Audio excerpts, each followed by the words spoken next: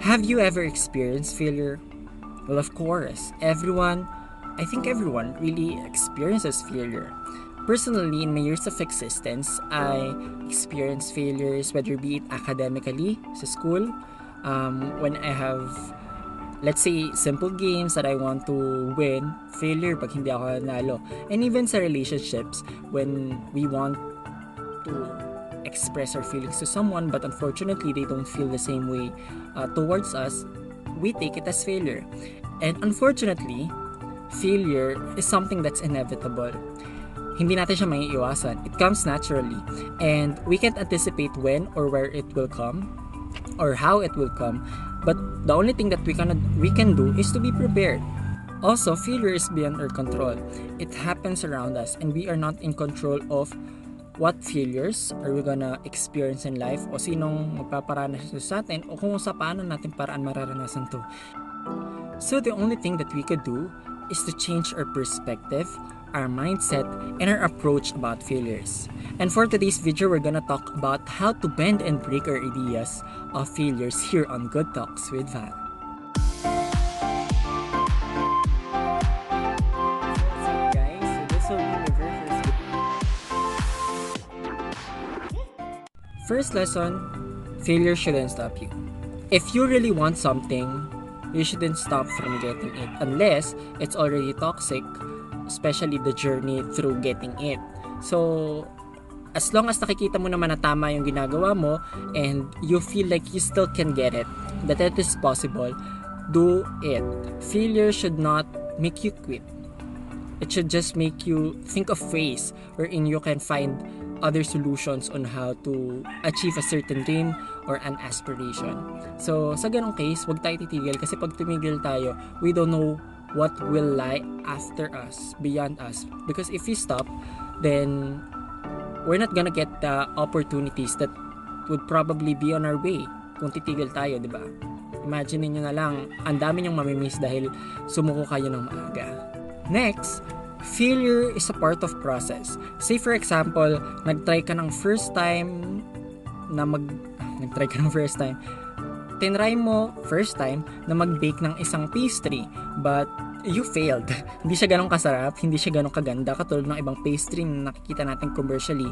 But remember, it is a product of consistent training. Ito mga nakikita natin na magaganda ang gawa, magaganda ang resulta, at sa buhay, sa mga tao na achieved or successful, nakita natin na parang ang bilis lang dumating sa kanila, but behind the curtains, it is a process. Napakarami nangyari before they achieve that. With that being said, do sa process na yun, makikita natin that failure is a part of it and we can't get away from it. And this failure, itong mga tao na naging successful and who didn't stop achieving their dreams and aspirations, they know how to think of failure as something constructive.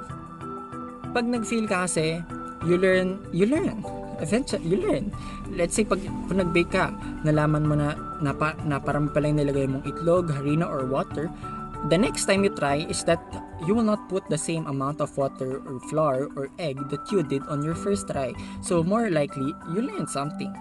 And this may sound cliche, but a famous line once said, or a famous person once said, sometimes we win, sometimes we learn.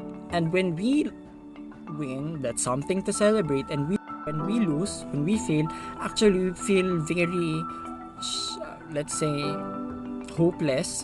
But tandaan mo, marami kang natutunan in that experience. It's a process.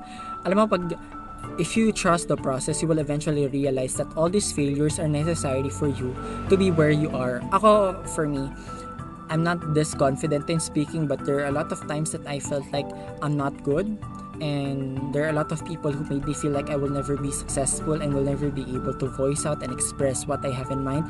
But eventually, I took it as a process. I realized that they're trying to teach me something, and that failures and certain cases in my life had taught me to be more confident, to be more resilient, and I'm thankful and never gave up. And lastly, failures from your past shouldn't be equal to what you can achieve in the future. Ayan ang nangyayari sa atin.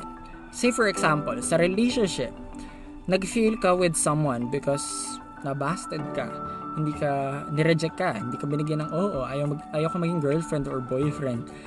Anong nangyayari sa atin? Mas natatakot na tayo mag-take ng chances. Kasi baka mangyari yung nangyari before, na ma-reject tayo, mabasted tayo, hindi tayo matanggap, and we never gonna hear that sweet yes from them. So, after that, hindi na tayo umamin kahit kanino, hindi na tayo nagsabi na nararamdaman natin. Worse, hindi na nagmahal yung ibang tao. Sa relationship, if you stop taking chances, if you stop confessing your feelings and expressing it to the people who you really want and love, one day in your life you're gonna look back to it and you'll realize that you missed half of your life because you never said anything. We never tried. So you look at it as a failure that will stop you for the rest of your life from loving someone, which is very sad and which you don't deserve. So, ikaw, alam mo sa sarili mo that what happened in the past might happen in the future, but it's not always the case. Tables can turn, and whatever that can happen in the future can still be positive, can still be in your favor, and you gotta wait for it to happen. You're not gonna wait for it to happen. You have to make it happen. If you're not gonna be open to that, then might as well miss the rest of your life. So, yun. So for our today's video, failure is something natural, it's normal, it's typical, it's part of our lives, and we're not gonna get away from it.